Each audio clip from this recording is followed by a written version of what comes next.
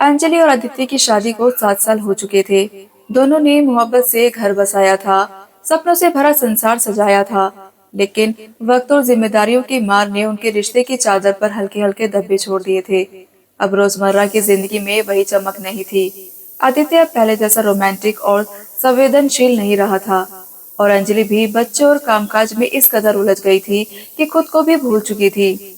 लेकिन दिल के किसी कोने में दोनों को इस बात का एहसास था कि कहीं ना कहीं कुछ अधूरा रह गया है।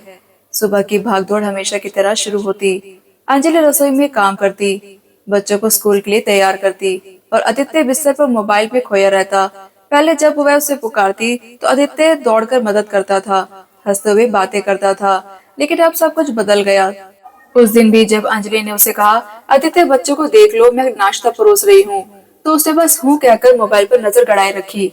अंजलि के मन में एक टीस उठी। बच्चों को बस में बैठाकर लौटते हुए उसकी आंखें भर आई। उसे लगा जैसे वे इस घर की सिर्फ जिम्मेदारी बनकर रह गई है।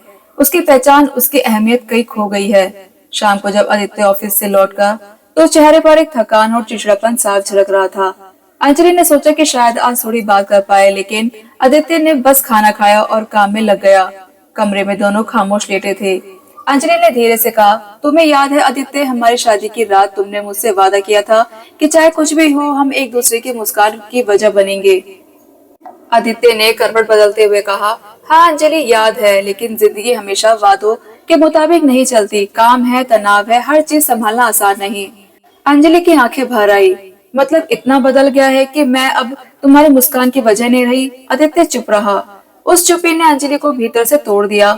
दिन बीतते गए और दूरी बढ़ती गई। एक शाम अंजलि ने देखा कि आदित्य बच्चों को पार्क ले गया था, जबकि सुबह उसने कहा था कि मीटिंग है और देर हो जाएगी।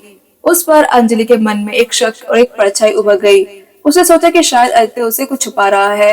रात को जब आदित्य सो रहा था, अंजलि की आंखों में नींद नहीं थी। उसके मन में सवाल उठ रहे थे, क्या सचमुच अब उसके बीच कोई तीसरा आ गया है? क्या उसके लिए अब अंजलि की जगह और कोई है? यह सोचकर उसकी आंखों से आंसू बहते रहे। कुछ दिनों बाद अंजलि ऑफिस से लौटी तो देखा कि आदित्य बालकनी में बैठा किसी से फोन पर बात कर रहा है, और उसके चेहरे पे अजीब सी मुस्कान थी, जो लंबे समय से उसने अंजलि के लिए नहीं बिखेरी थी। अंजलि का दिल धक से रह गया। उसे महसूस किया जैसे जमीन पैरों के नीचे से खिसक गई हो।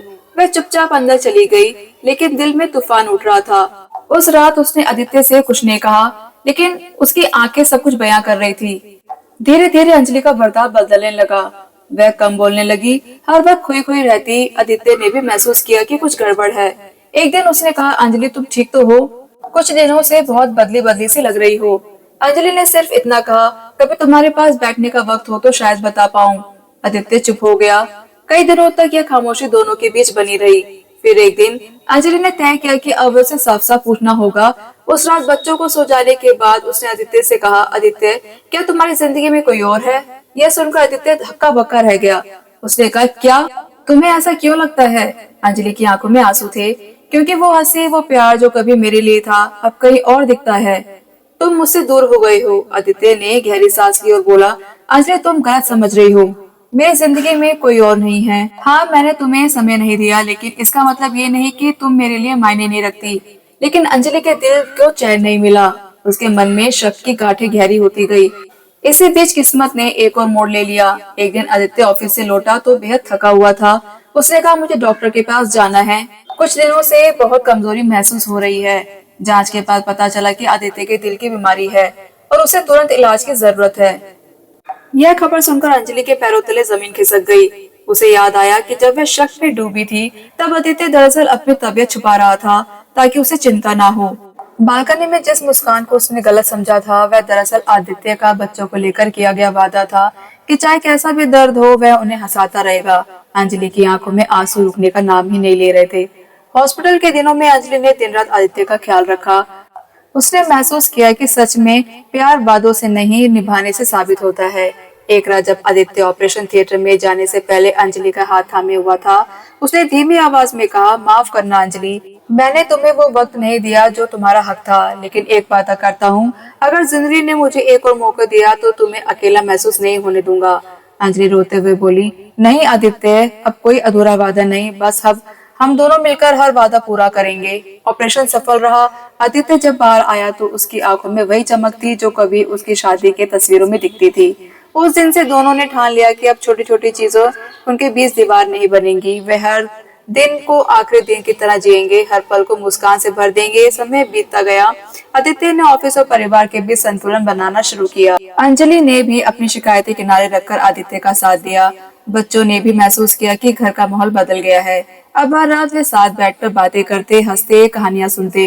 वे प्यार जो अधूरे वादों में बोझ तले दब गया था, अब पहले से भी ज्यादा गहरा और मजबूत हो गया था। और फिर एक दिन आदित्य ने अंजलि को वही एल्बम पकड़ाई जो कभी वह बालकनी में रोते हुए देख रही थी।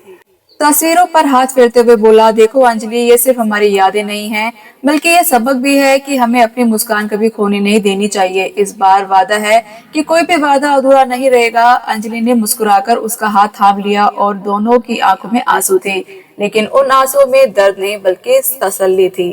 तो दोस्तों, कैसी लगी आपको मेरी ये कहानी? अगर पसंद आई हो तो मेरे चैनल को लाइक, शेयर और सब्सक्राइब जरूर करें और बने रहें उड़ान स्टोरीज के साथ।